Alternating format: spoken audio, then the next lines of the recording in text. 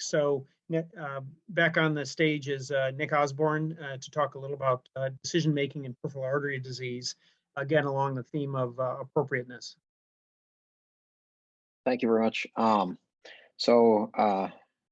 I am going to try and pivot a little bit from the more contentious things we've talked about a little earlier to talking about more broadly about how we make decisions around the treatment of PAD. Just to start, I will be discussing topics that I have no relevant financial disclosures for. We're really talking about decision-making around PAD. And if we think about the decision-making around PAD, it's kind of a no-brainer when we look at the patient on the left who has toe wounds, has previous toe amp. We're talking about limb salvage, right? We're trying to do our best to prevent a patient like this from losing their leg. And most of us would agree that, we'll do our best to do anything possible to save a limb until it's not really feasible anymore. But the question is more with a patient on the right who's a claudicant and has a short segment occlusion of their kind of above knee popliteal artery with let's say 2 vessel runoff to the foot. What is the right thing to do in a patient like that? And I would challenge you that based on what we've seen even today with what Dr. Henke's already presented, that the decisions in this room would probably differ based upon our experience and our opinions about the efficacy of different procedure types versus not even necessarily doing procedures. And so really that gets to this question of, what and how do we make these decisions? And I think, it really comes down to thinking about not only, the provider making the decisions, but the patient and then also the patient's family. All three really are involved a lot of times in this decision-making process. And I would really argue that currently the decision-making process is a pretty poorly understood and poorly measured process in vascular surgery, in particular in PAD, especially where it's really such a chronic disease with a lot of impact on function and lifestyle, and also on your ability to save your leg. When we look at the data Dr. Henke presented earlier, I think it's really important to remember when we just looked at this simple tool that we used, and thank you everyone who participated in this to review cases across the state. I think it was really enlightening to see how people practice, and we saw that people don't practice the same. You saw here that 41% of the evaluations said that they wouldn't have recommended an open bypass among these cases. That's a huge amount, right? And that just points to this idea that decision-making is not the same across providers. And when we look at the assessment of procedural appropriateness in the same review that Dr. Henke showed earlier, we can see that really we're looking at really almost 47% of patients or 47% of cases were either deemed to may not be appropriate or are not appropriate and not meeting guidelines. And that really points to this idea that, we definitely have seen that there's a lot of variation in how people make their decisions around the treatment of PAD.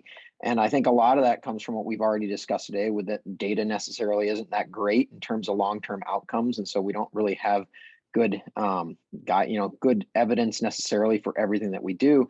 But I'd also argue that we don't really understand what drives our decision making, and I'll kind of focus on the different areas of decision making, the provider, and then I'd kind of group the patient and family together. But if we first think about the provider, what really drives patient or provider decision making? One person might say, well, we have guidelines, right? We have guidelines for everything out there. So societies have made guidelines to help us make decisions around surgery and kind of keep things a little bit more standardized across practice. And unfortunately not necessarily unfortunately, but of course there are competing guidelines from different societies. And so the SVS has guidelines for the treatment of claudication, and Dr. Corriere was on one of the committees that formed guidelines for PAD. And then there are guidelines that have come out from the American College of Radiologists. And then similarly, there are guidelines that have come out from the American College of Cardiology and the American Heart Association, that all are somewhat different and have different focuses. And when you look at these guidelines, you can kind of pick and choose which ones you want to adhere to. And so I think it really lends itself to that, even within our specialties, we as specialties don't really know what the guidelines really should be, because there are such competing guidelines across these specialties. When you look at the guidelines here, and just an example, these are guidelines from the SVS and from the ACC. The treatment guidelines have different levels of granularity in terms of what they're discussing. So the SVS guidelines are broken down into different general considerations for the treatment of intermittent claudication, and then they break it down in terms of segments with very specific questions about aortoiliac disease. Versus you can see here for the treatment of claudicants with medically optimized care, whether they, this is how they've evaluated the appropriateness of their interventions for endovascular and surgical treatment of aortoiliac or SFA and POP and below knee disease. And this is very different. So it's really confusing when you start to think about, well, what's the standard of care, right? We all like to talk about the standard of care. And I guess you can say, it depends on who you ask, because there are a lot of different standards out there. And so when we really want to think about all of this, I think it really lends itself to asking, like, well, how do we actually get to a better understanding of that? And I'm going to take a couple of slides here to go over some stuff that I borrowed from my partner, Dr. Corrier, who's also actively involved in this and has done some really nice work to really work on understanding these ideas of kind of decision making, first at the patient level, and then we'll talk about at the provider level in just a couple of minutes. And so this is a study that he's currently performing in support with the Vascular Cure Society, as well as Stanford and the University of Minnesota. And the goal is really to understand how PAD and comorbidities combine to influence how patients define their treatment goals and outcomes.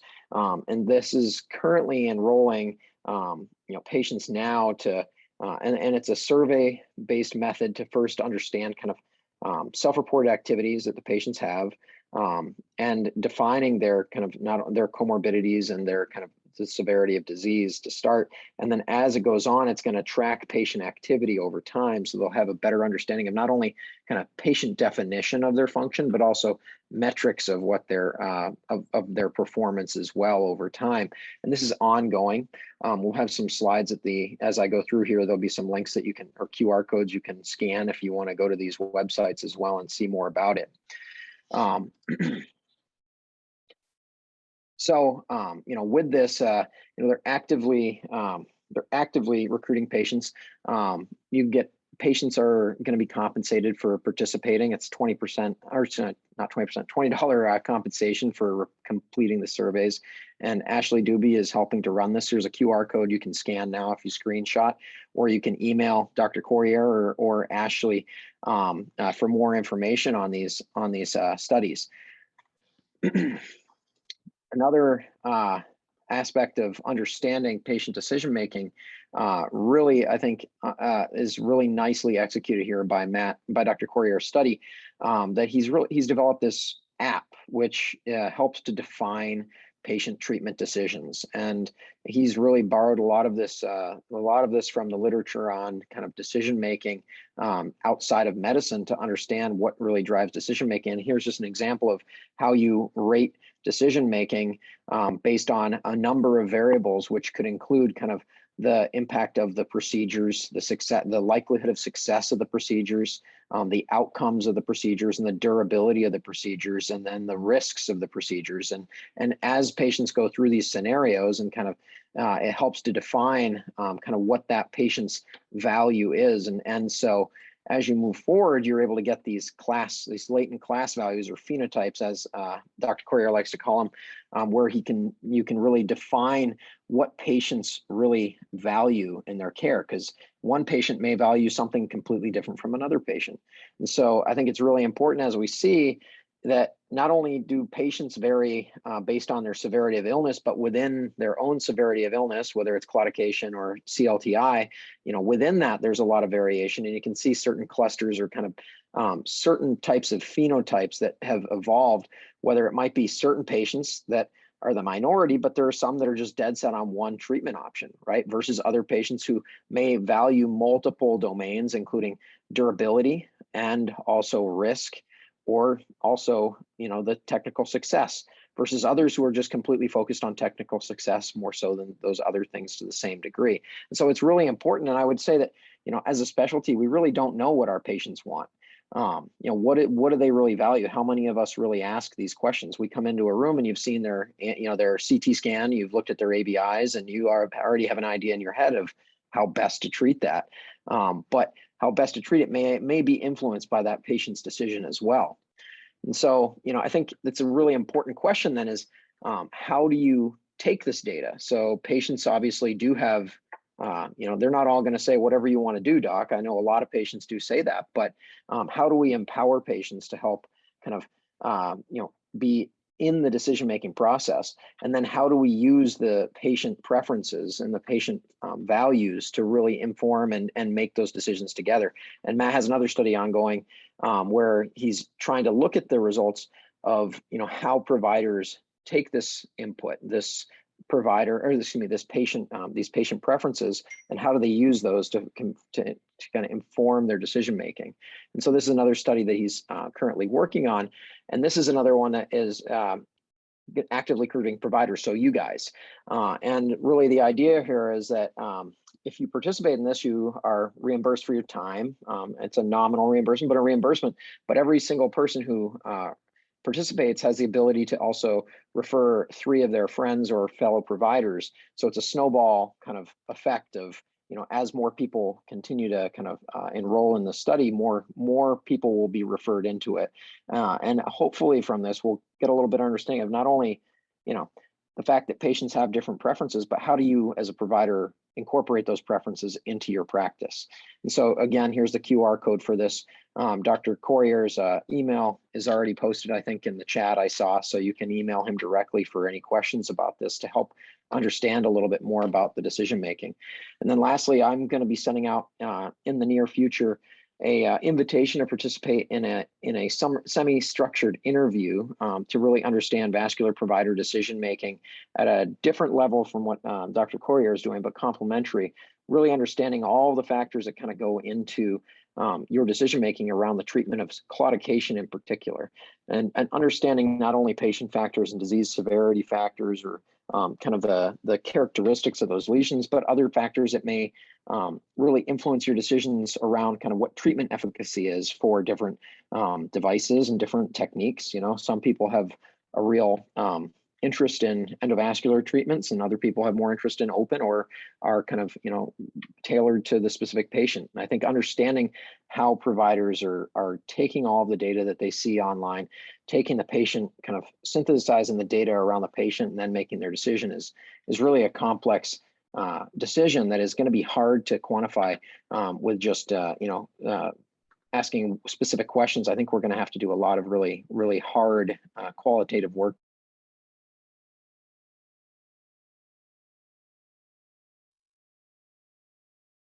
to get to that answer. Slide to advance.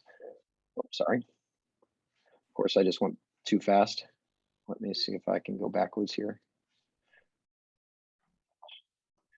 Pam, I'm sorry, I am having trouble going backwards. Sure, if you can take over and move back. There we go. Thank you. And so one last thing I wanted to show here as well is that we still have a lot of interest in understanding the patient perspectives from another kind of domain. And so I think something that we've all learned is that, the impact of PAD on our patients is really variable. And so, when we treat patients, some patients may be very happy with just getting around their kitchen to be able to wash their dishes or to make a meal. Others are going to be really impacted by walking their dog, and understanding how each person is affected is really hard to quantify with a simple survey like a VasQual6 or any of these surveys that you get online. And I think another method to really understand that and to ask these questions and to really challenge how we understand the impact of PAD is to put it in the patient's hands. And so this is a sociologic technique that one of our partners here in the Center for Health Outcomes and Policy has been doing, Mary Burns, and she's given cameras to these patients. And these are all patients with claudication or critical limb ischemia. And she's asked them to take pictures of what they are impacted in a daily day by their PAD. And so this patient here, she took pictures of herself she had someone take a picture of her hanging her laundry, because this was something that significantly impacts her life, is the ability to be able to take care of herself and do her laundry. And, you'd have no idea about these things as someone that, otherwise you see in your clinic. And asking these questions, I think, is something we can't necessarily always do up front, but it does challenge us to think, not all PAD patients are the same. And it's not right to just make decisions, I think, around the treatment of claudication just based on kind of blanket statements that this is inappropriate or inappropriate. We really do have to start thinking about how to tailor to the patient themselves. So once we get to that point, I think we really want to understand further this idea of how to really drive patient decision making. I'm just going to point you back to Dr. Coyer's ongoing studies with this as well, which email him about that. I'm giving some selfless plugs to my partners. And I think, what are the steps forward from here as we kind of think about decision making? I think we really do have to hybridize the idea of not only provider decision making and understanding providers' decision making, but also patient decision making. And then how together do we make, come to a better understanding of how to get patients to the treatments that they really are going to be best suited to. And it's sometimes it's as simple as understanding the patients that might want a primary amputation versus going down the road of a bypass or complex endovascular work, and understanding how to get to that point in a more efficient manner, I think would help all of us as vascular providers. So with that, I'll take any questions. I think we have a break after this. And again, we can send out information afterward on any of these studies if you guys are interested in participating. Thank you. Thanks, that's great. And just on the call from you and Matt, and didn't know all this was going on in such originality and depth. So I'll just ask Dr. Coyer to comment quickly if he wishes, and then open it up for discussion, just because I know you guys are dovetailing on this work. Yeah, thanks. If anybody's interested in seeing what that data looks like, I think that is the next step. We want to know the survey shows not those group preferences, but it shows individual patient preferences based on those profiles with little vignettes. We're really trying to understand, is it possible for providers to see that information, and does it make any difference? And we're interested in seeing also how they'd want to learn about the preferences. I'm not sure whether that's the kind of thing that they ought to use when they want it, or use it for everybody, and how they'd want to look at the data, as in, would you want your patient to bring it to you if they thought it was important, or would you want it to be available? So, I'm really interested in bringing the stuff to bedside. It's interesting to think about preferences too, because some patients don't have reasonable preferences, and they may be asking for something that's something we can't deliver or we think is premature. And I hope that the information would still be useful under those circumstances to get everybody on the same page, but maybe not. So if you're interested or want to learn more, please feel free to reach out to me, and thanks to the group for the podium time and the plug. That's Thanks, very Matt. interesting work, both Nick and Matt. I congratulate you on your ideas. I can tell you that I had a patient that came in with critical limb-threatening ischemia. She had essentially a black foot with a dead toe, and I told her she needed to be admitted right then and there, and she said no. And I said, well, you have to. There's no other option. We have to take care of you like right now. She says, no, I live alone and I have 3 cats at home, and I'm not going to leave them alone. So understanding where the patient is coming from and trying to figure out the social issues that surround their lives is huge in the treatment. And had I not, insisted that she call a friend or a family member to try to care of her pets, she would have lost her leg. Yeah, I think we all have those stories of patients saying, "Oh, I can't come in right now." I think that's one of the things I think a lot of us like about vascular surgery is it's a much more connected specialty to the patients than so many other surgical specialties. I think we have a unique opportunity to really get to know our patients.